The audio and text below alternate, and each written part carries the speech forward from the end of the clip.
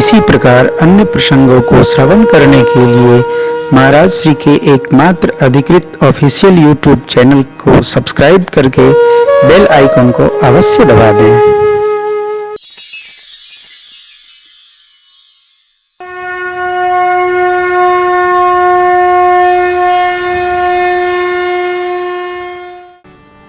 प्रेम धर्म की आचार्या श्रद्धया गोपियां भगवान श्री कृष्ण कहती हैं कि हे प्रभु,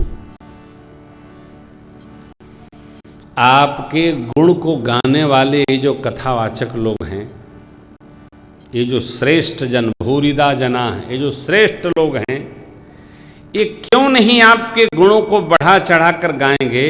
क्यों? आपके गुणों को बढ़ा चढ़ाकर गाने के कारण ही तो जगत इनको मानता है, पूजता है।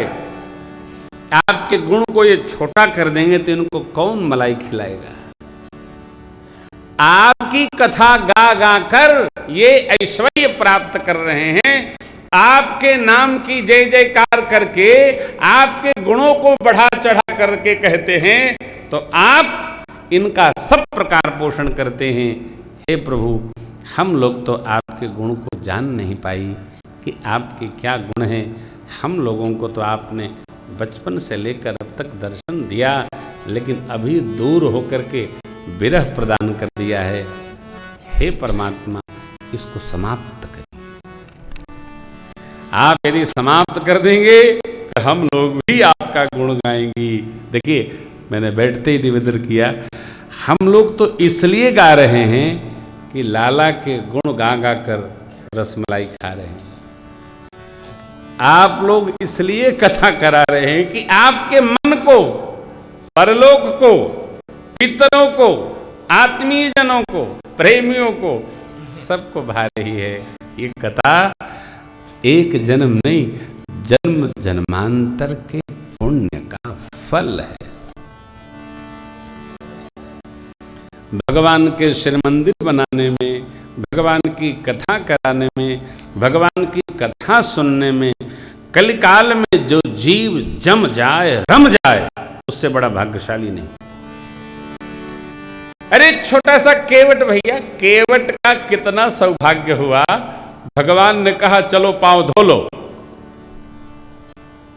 आप जानते हैं पांव धोना कोई बहुत बड़ा प्रोग्राम नहीं है, न बहुत बड़ा आयोजन है, लेकिन देवताओं को ऐसा लगा एक छोटा सा मल्लाह, छोटा सा केवट भगवान का पांव पखार रहा। अरे ये पांव, इस पांव को ब्रह्मा जी ने धोया, कमंडलू भर लिया। इस पांव को परम भागवत जनकराज महाराज ने धोया, अपने को धन ते पद पखारत भाग्य भाजन जनक सब जय जय कहे। सब लोग जय जयकार करते हैं, धन्य है भाग्यशाली। कहाँ ब्रह्मा जी, कहाँ जनकराज महाराज, और कहाँ केवट। इसलिए देवताओं को उनके जीवन की धन्यता पर इतना आनंद हुआ कि कल्प वृक्ष के आनंद कानन के पुष्पों की वृष्टि करने लगे। बरसी सुमन सुर सकल सिहारी, एहि सम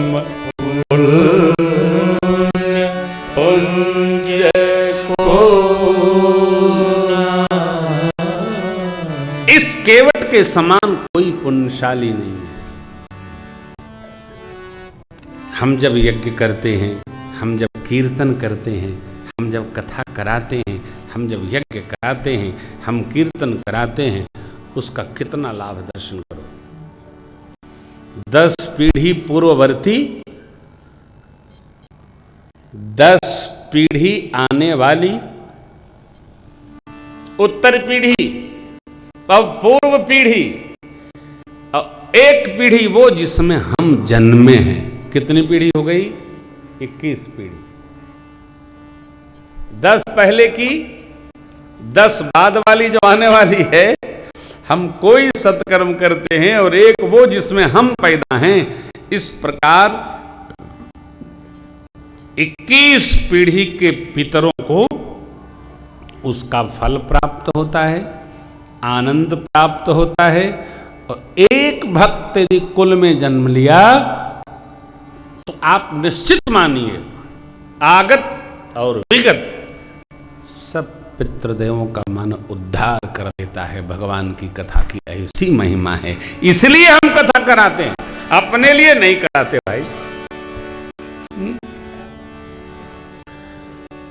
हमारे एक सन्यासी मित्र मिले प्रयागराज में, बोले आपने मेरी कथा नहीं की ना? हमने कहा हाँ। हमने कहा आपने दक्षिणा नहीं दी? हमने नहीं की। बोले आप हमसे भी लेंगे? अभी माँ को मैं बता रहा था, सुनैना माँ को। कहाँ है माँ? कहाँ? अच्छा वो प्रधान जी, ओ बहुरानी के पास बैठी, अम्मा भी आई है क्या? वाह। तो बोले यार तुम साधु लोगों से भी लेते हो? हमने कहा पैसा किसको काटता है साहब, भगवा पहने बाबा लोग ज्यादा पैसा लेते हैं, हम तो सफेद वाले गृहस्थी हैं, हमको क्या बुरा, हम तो नहीं छोड़ते साहब। 17 के बाद बंद करेंगे।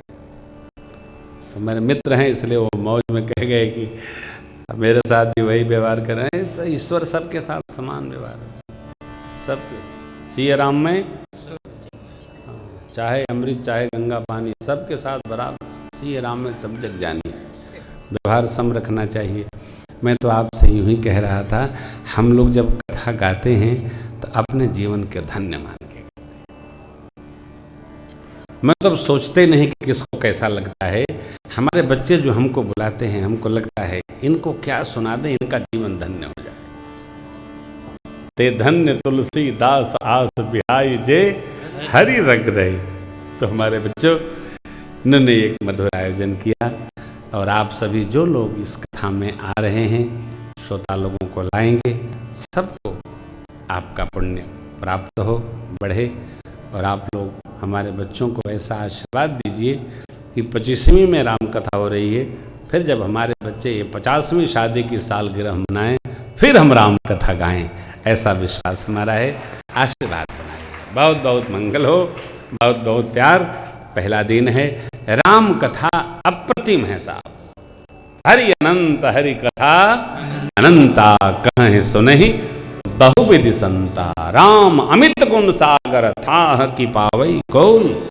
संतन सन जस कछ सुनऊं, अब तुम्हें सुनाऊं सो। भुसुंडी बाबा कहते हैं अमित गुण। राम जी अनंतानंत हैं। ये राम नहीं, एक राम है क्या? अरे सो केवल भक्तन हित लागी। भक्तों के लिए प्रभु हमारे आए, नाना चरित्र बनाए, और चरित्रों में हम लोग गति करेंगे। आज मानस की महिमा का प्रसंग है।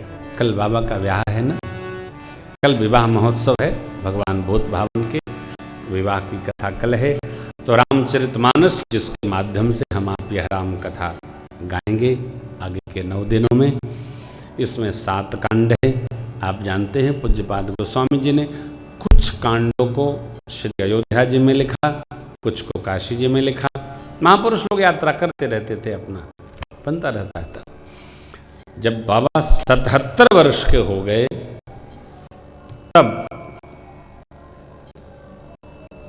यह श्री रामचरितमानस लिखना बाबा ने प्रारंभ किया।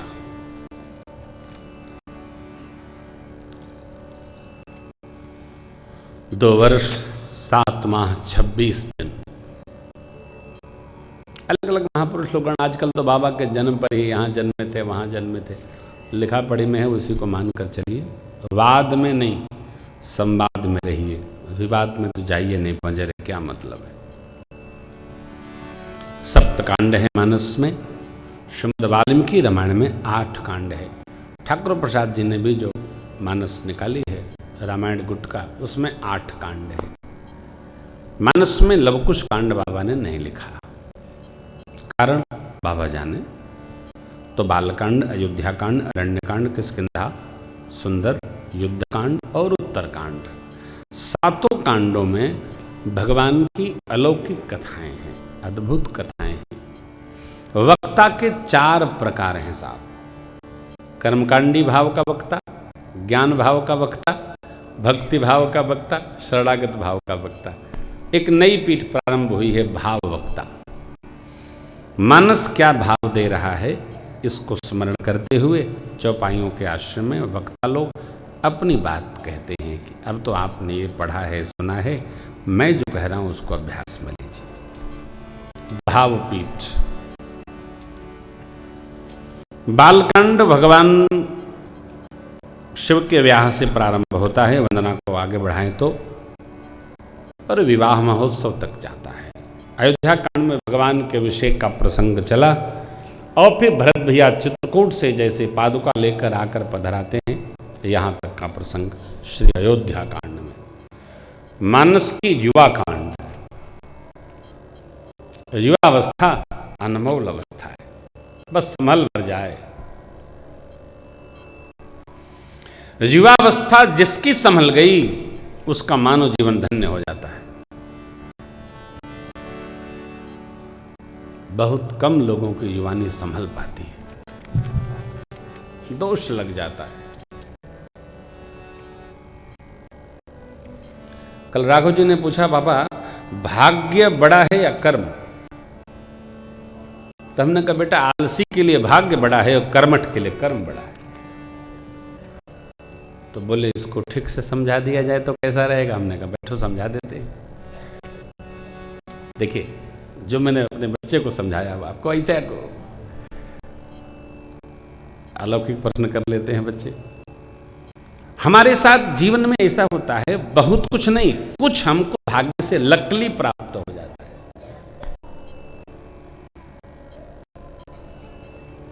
कुछ हम भाग्यवश प्राप्त कर लेते हैं, बहुत कुछ हम कठोर श्रम से प्राप्त कर लेते हैं, कड़ी मेहनत करके।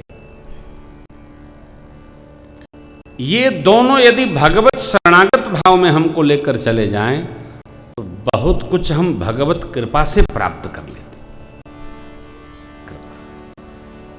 भगवत कृपा, कुछ भाग्य बस, थोड़ा अधिक कर्म बस, श्रम बस, और यदि ये दोनों मिलकर सरकार के सिर चरण की ओर हमको पहुंचा दें तो बहुत कुछ हमको भगवत कृपा से प्राप्त हो जाए।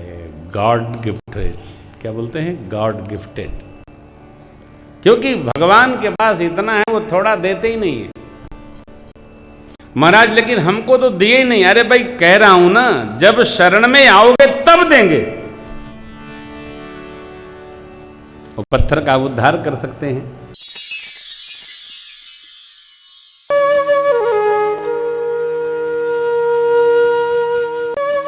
इसी प्रकार अन्य प्रसंगों को श्रवण करने के लिए महाराज श्री के एकमात्र अधिकृत ऑफिशियल यूट्यूब चैनल को सब्सक्राइब करके बेल आइकन को अवश्य दबा दें।